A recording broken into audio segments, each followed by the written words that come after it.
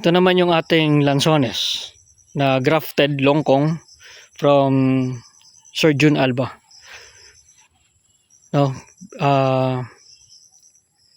this is mga 2 years old na rin siguro mula nung naitanim. So ayan siya, maganda naman na, medyo mabagal lang lumaki pero looks good.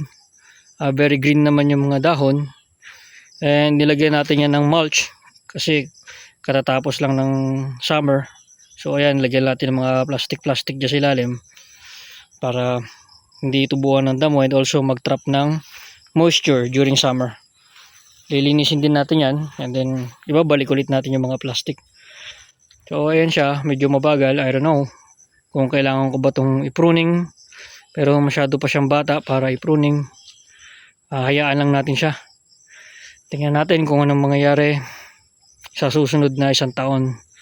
And I don't know kung gaano ba ito katagal mamumunga. So this is the latest update dun sa ating longkong lansones.